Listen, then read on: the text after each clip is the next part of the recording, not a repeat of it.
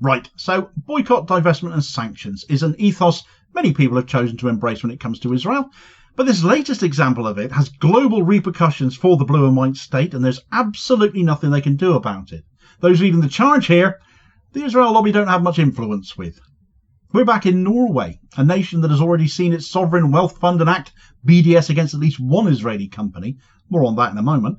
New developments here too. But has also formally recognised the State of Palestine. So they're a headache of a nation for the likes of Netanyahu. But now, in a show of real people power that is possible in a nation that has a proper and functional democracy, the Norwegian Confederation of Trade Unions has just passed a motion amongst its 1 million members that has passed by 88% to BDS Israel into the floor across all manner of sectors from trade to investment, sports and cultural events. This is possibly the single most damaging example of BDS being enacted against Israel ever seen, and there may yet be even more to come. Right, so bad news for Israel really doesn't come much bigger than this, especially with their economy going down the tubes at the same time. But this motion passing and the consequences that will be felt as a result of it going forwards now will be crushing.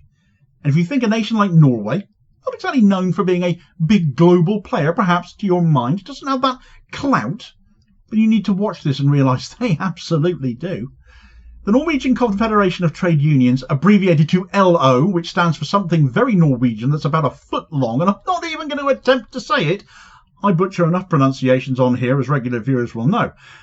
But they are Norway's largest and most influential labour federation, an umbrella organisation for trade unions in Norway, and it has voted by a sweeping majority to enforce a total boycott of Israel.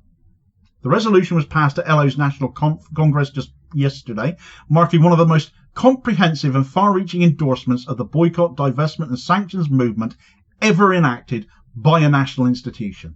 With this motion, Norway has made clear that genocide, occupation and systemic apartheid will not be passively tolerated by them, and that the people of a democratic nation possess the power to act when their governments fail to. And I'll come back to that point actually in a moment as well. This decision did not emerge out of nowhere. It comes in response to what many human rights groups, legal scholars and international observers have described as Israel's genocidal assault on Gaza, a word many of us, I'm sure, also use to describe it, even if our governments don't.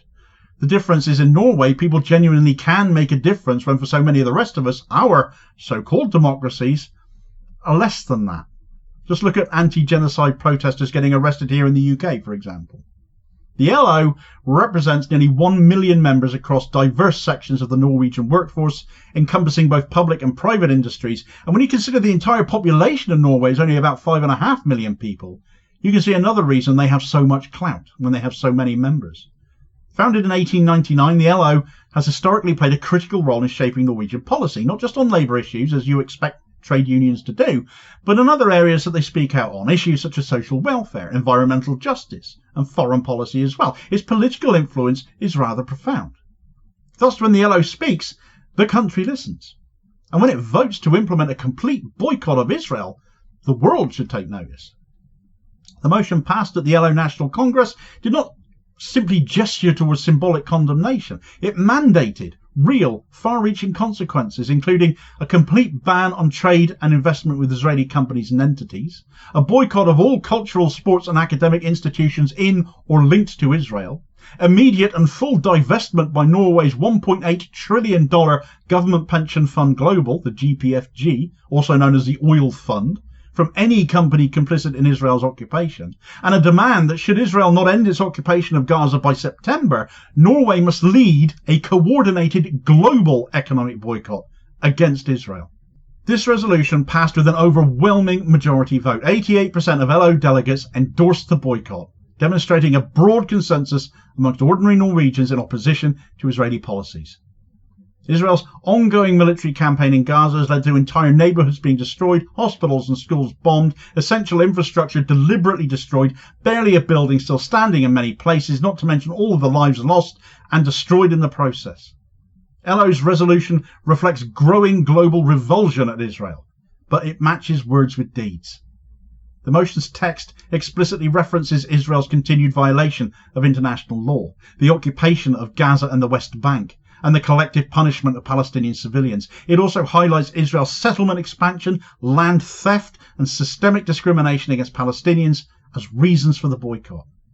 One of the most consequential elements of the LO motion is its demand that Norway's government pension fund Global divest entirely from companies complicit in Israel's occupation. Known, and far more easy to say, as the oil fund, the GPFG is the largest sovereign wealth fund in the world, with over $1.8 trillion in assets. Its holdings span global markets, and its decisions, therefore, reverberate through financial systems around the globe, far beyond Norway. It's the size of that investment pot that gives Norway its clout. LO's motion has already had effects. Just days after the vote, the fund divested from Paz Oil Company Limited, a major Israeli firm that owns petrol stations, or gas stations if you prefer, and convenience stores across Israel and in occupied Palestinian territories. This move follows previous divestments such as that from Bezek, who are Israel's largest telecommunications provider, which was pulled from the fund's portfolio last year for servicing illegal settlements in the West Bank. The GPFG has a long-standing ethical investment policy which prohibits investments in companies that violate international law or contribute to serious human rights abuses. LO's demand now calls for this policy to be applied stringently to all companies with ties to Israel's occupation, including firms like Palantir Technologies, which have provided surveillance software used in the occupied territories. In fact, other major Norwegian investors like Storebrand Asset Management have already divested from Palantir particularly, citing its unethical involvement. And it just so happens that on this matter of ethics, though more in relation to migration than Israel, Palantir UK's boss was on one of the UK politics shows just yesterday morning. Some people look at what's happening. There's even a group of former Palantir employees in the US who've written a letter who think that the company's not behaving ethically, doing things like getting involved in surveillance of people who are going to be deported. And I think some people in this country look at that and think, we don't really want our government to be doing that kind of business. Yeah, well, I would push back very strongly at those critiques. I think, we are... Well, firstly, we have been a company that's never worked in countries that are adversarial to the West. So China, Russia, and so forth.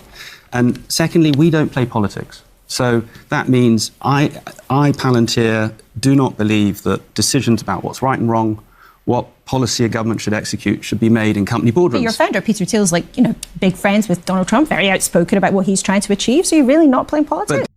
He said Palantir never worked in countries that are adversarial to the West. Just adversarial, it can be argued, to people who aren't white then, operating in Israel and the occupied Palestinian territories, though, eh? That chap is called Louis Mosley, incidentally. He happens to be the grandson of Oswald Mosley, so it was a bold choice for him to be wearing a black shirt there, I thought. Anyway, should the oil fund fully implement LO's demands, the consequences for Israel's economy could be severe. The fund's influence is such that its actions often serve as a moral and financial signal to other institutional investors, many of whom follow Norway's lead in divestment and ethical review. And LO's resolution doesn't stop at the financial sector either. It extends into cultural, academic and athletic realms, areas where Israel has often sought to use soft power to distract from its military occupation and apartheid regime. By calling for a boycott of all cultural and academic institutions linked to Israel, LO underscores that there is no neutrality in a situation of entrenched occupation and systemic violence. And this aligns with calls from Palestinian civil society groups, including the Palestinian Campaign for the Academic and Cultural Boycott of Israel, the PACBI, which has long argued that institutions complicit in occupation and apartheid cannot be treated as apolitical. LO's move sends a clear message that normalisation with apartheid is not acceptable, whether in classrooms or on concert stages or on sports fields. And perhaps the most stunning aspect of this development is the response, or lack thereof, from the Norwegian government. When pressed on whether it would oppose such a sweeping motion, senior Norwegian government officials responded that they would not interfere. In practical terms, this is a green light from Oslo, a tacit endorsement of LO's moral leadership. They aren't going to fight them on this. Moreover, LO's resolution includes a clause stipulating that if Israel has not ended its occupation by September, Norway must lead a global economic boycott against Israel. And given LO's deep political ties and popular mandate, the widespread influence and economic ties of that sovereign wealth fund as well, this is not an empty threat. It positions Norway as a potential international leader in human rights accountability, in sharp contrast to the tepid responses from far too many in the West, from your Trumps to your Macrons to your Mertzes and your Starmers. This political weight reflects the democratic strength of Norwegian civil society. Unlike in countries where pro-Israel lobbying groups exert disproportionate influence, in Norway they do not have that. Grassroots worker power is being used to enforce human rights and international law. The power of trade unionism as this actually is. The reaction from Palestinian groups has been immediate, and it has been jubilant. In a public statement, for example, Hamas applauded LO's decision as a courageous and honourable step that demonstrates growing international solidarity with the Palestinian cause. The movement thanked the Norwegian people and their representatives for standing on the side of justice. At the same time, Israeli media outlets like Israel Hayom and the Jerusalem Post have reported on growing fears that LO's motion will trigger a wave of European BDS activity. I hope it does. In one striking example of this already coming into effect, an Israeli tourist reported being contacted by a Norwegian hotel and told their booking was cancelled because of the boycott. "We have to boycott you," the email reportedly stated. For Israelis, this signals a whole new reality now. The occupation is no longer cost-free to them. It carries growing consequences for them, directly. Not only diplomatically, but socially, culturally, and economically. LO's move could represent a turning point in the international response to the Israel-Palestine conflict.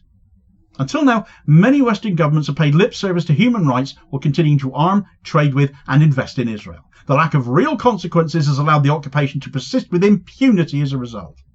Norway's boycott changes the calculus. It shows that people, through democratic institutions like trade unions, can exert real pressure. It offers a model for labour unions, pension funds, cultural institutions across the world.